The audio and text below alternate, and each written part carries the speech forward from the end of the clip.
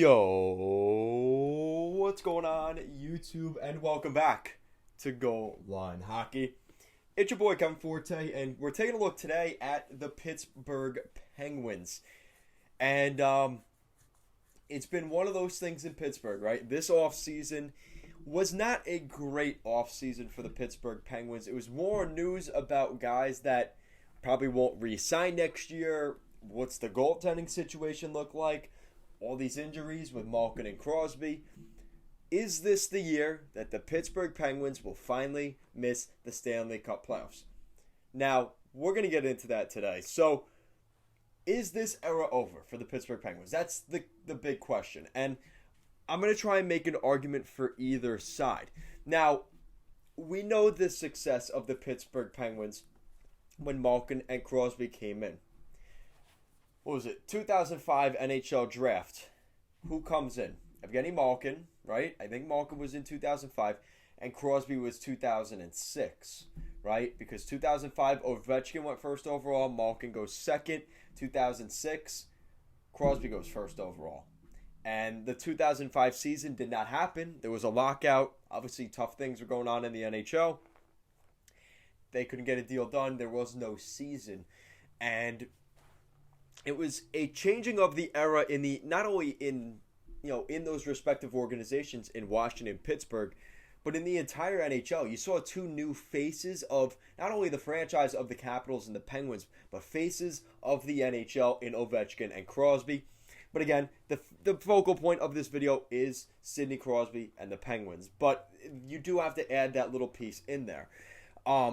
Since those two players, Malkin and Crosby, joined the Pittsburgh Penguins, this team has been a very, very good hockey team. Sidney Crosby was the captain, I believe, in year two of his NHL career. So he was a rookie his first season, and just like that, he was the captain of the Pittsburgh Penguins. And he had his struggles in the beginning of his time there. But again, we started to see the shift. Mario Lemieux turns ownership, leaving the ice alongside Crosby, becoming an owner. And we started to see a Penguins team that was potentially on their way up to Hamilton in Ontario, being relocated, to now becoming a legitimate cornerstone franchise in the Northeast, in the Pittsburgh Penguins. And the Pittsburgh Penguins had multiple Stanley Cups with Sidney Crosby and Evgeny Malkin. And you look at the success that they've had under these guys. I mean, this team was a legit, I hate saying the word dynasty because I like to consider that 3 championships or more in a row. But I think the definition of dynasty has changed a little bit in today's modern era. Again, with today's modern salary cap, are the Blackhawks a dynasty? Are the Kings a potential dynasty, winning 2 cups in 3 years? What is a dynasty today? And obviously, the Tampa Bay Lightning winning 2 in a row, it definitely does make that argument pretty sound. So, looking at the Pittsburgh Penguins, let's do a little bit of a history. Season by season.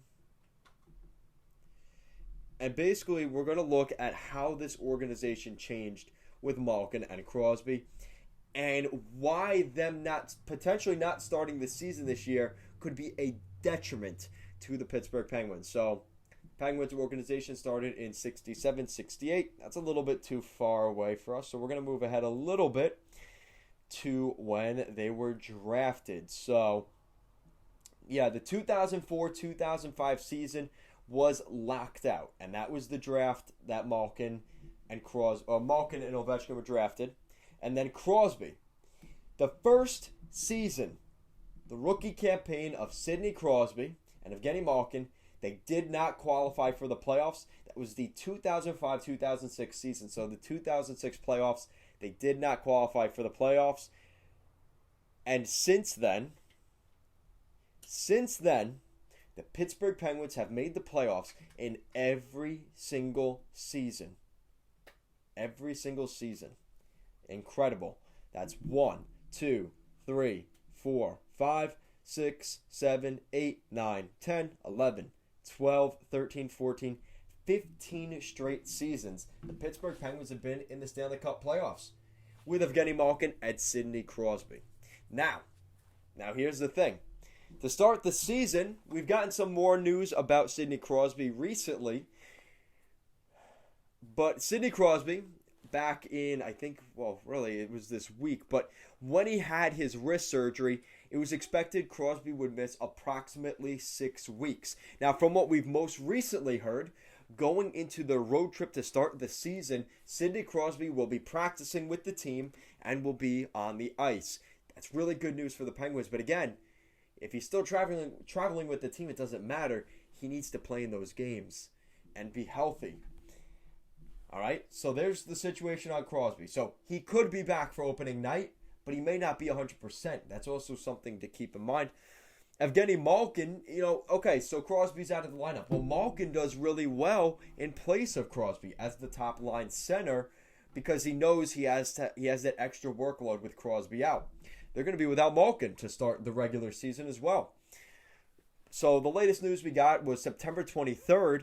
GM Ron Hextall said Malkin will not play for at least the first 2 months of the regular season, which at best means it's October and November he will likely miss. So probably the first 2 months of the season, we probably won't see him till right around Thanksgiving.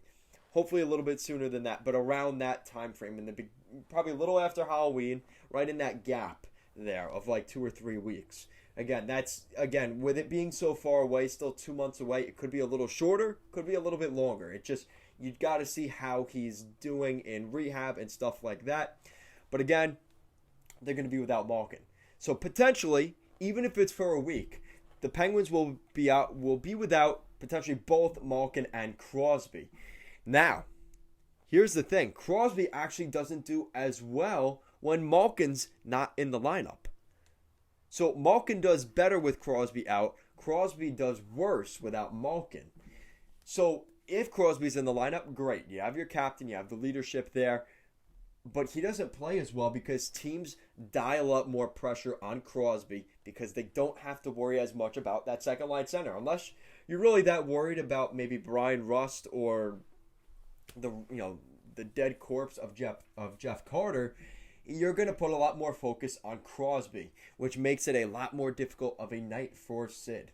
And I think this is a situation where, again, when you look at the success that this team has had with Malkin and Crosby both in the lineup, we've seen where this team can struggle potentially without those two guys. And you look at the roster, there's definitely some reason for concern if those guys aren't in the lineup. Not to mention, there's also been some talk about some little nagging injuries for Jake Gensel going into the regular season. He may miss some of the beginning of the season as well. So if Crosby's in the lineup, one of his line mates and Jake Gensel might still be out with a nagging injury to start the year. So this is the kind of stuff where you've got in Pittsburgh now, you have those distractions with injuries. And I didn't even get into what we're going to be talking about probably all of this season. Are we going to see a shakeup to the core of the Pittsburgh Penguins? Because both Chris Letang and Evgeny Malkin are on the final year of their contracts with the Penguins. And you look at the faces of this franchise. It's Crosby, Malkin, Letang, and it was Marc-Andre Fleury. But we know he is now in Chicago. So those are the three big guys in Pittsburgh throughout all their runs that they've been on. And again, this is a team where there is a slight concern. They won back-to-back cups in 2016 and 2017. They also won another Stanley Cup where they beat out the Detroit Red Wings. Remember that whole thing back in 2009? So this is an organization that has had their fair share of struggles, but they've also had their success. 3 Stanley Cups with this core that they've got there. But again, the big question, can they play without some of their core players? And that is going to be a concern throughout the season. Since they won that Stanley Cup those back-to-back cups in 2016 and 2017, they lost in the second round of the playoffs to the eventual Stanley Cup champions in the Washington Capitals. We remember Kuznetsov getting that overtime winner. I think it was in Game 6 or in Game 7. In 2019, they lost in the first round to the Islanders. Get used to that theme. In 2020, they lost in the qualification round to the Montreal Canadiens and Carey Price and the Habs going off. Yeah, in 2021, yeah, guys, it was the Islanders again. You could thank Lou for that one. So there you go. There is the success and the failure of the Penguins over the past couple of years. So they've actually gotten worse. They haven't won a playoff round since 2018. And that is slightly concerning for the Penguins because then you wonder, is it did we lose too many pieces? Were the guys like Marc-Andre Fleury, Matt Murray leaving, Nick Bonino, those depth guys leaving? Is that what kind of just, they haven't been able to replace those guys? And you also have to remember, guys, this Metropolitan Division has gotten a lot better since 2016, 2017. It was Pittsburgh and Washington. And the Rangers and the Flyers were fringe playoff teams that were kind of getting in every other year, and that was it. The Islanders sucked. So you were talking about a situation where it was those two teams. But you've definitely seen a shift. The Carolina Hurricanes have become a lot more legit of a franchise in their own right. So you're just seeing the dynamic of that division shift a little bit. And I don't know if a team like Pittsburgh has been able to keep up with that. I don't think the Penguins fans are going to be too happy with this.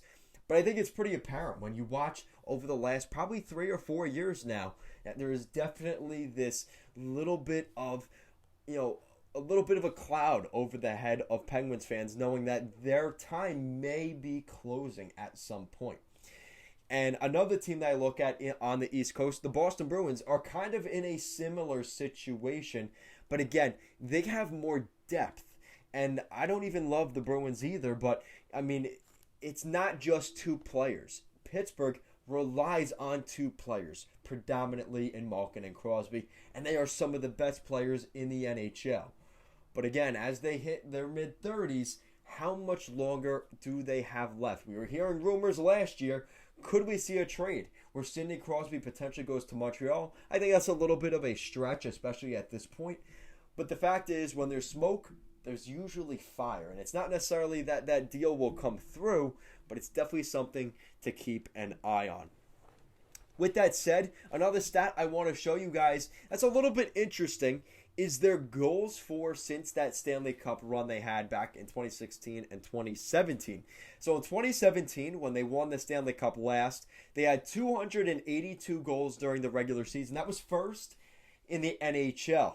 The following season, in 2018, when they lost in the second round to Washington, 272 goals. So just 10 goals less than the prior season. Okay, not bad. Fourth in the NHL. That's not bad.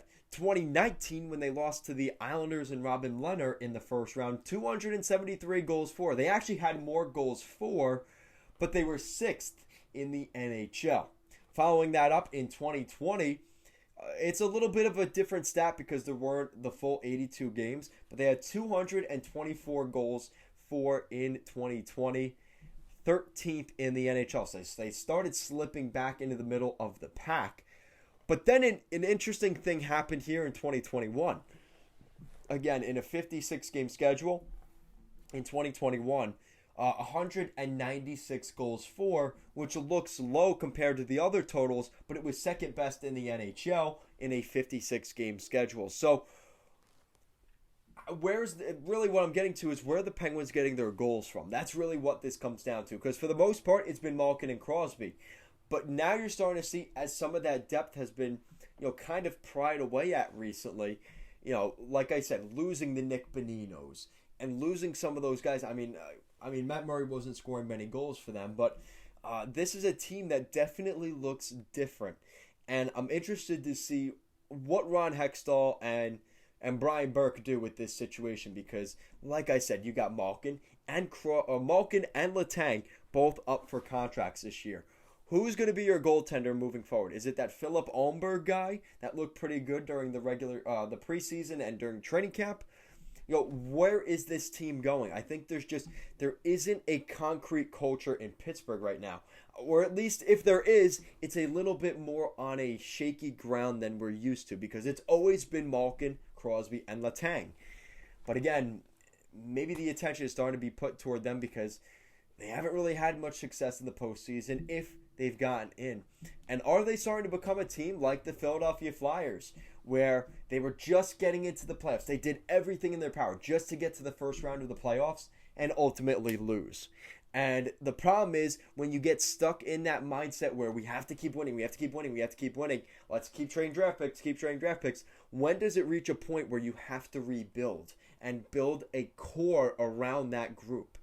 And again, you still have guys like Malkin and Crosby. I understand that. But there is starting to be that little bit of doubt may be planted in that locker room that may be changing the tide of where the Penguins are moving forward. And just completely not even their fault. Just, injuries, guys getting older, your core guys getting older, and just the landscape changing in your division. That is a huge thing. And I think we're seeing that right now with the Pittsburgh Penguins. So let me know what you guys think in the comment section down below. Do you think this is the year that the Pittsburgh Penguins, for the first time in 15 seasons under Malkin and Crosby, will miss the Stanley Cup playoffs in 2022? Let me know in the comment section down below. Guys, as always, make sure to check out our Streamlabs shop in the description down below. It's a great way to support the channel. Maybe pick up some goal line hockey swag. We got hats, t-shirts, sweatshirts, backpacks, coffee mugs, anything you want there. We got it all down there. Make sure to check under the description of this video. There'll be a link. I think it's a Streamlabs shop link. So make sure to check that out. Guys, as always, thank you so much for watching this video, and I will see you again next time.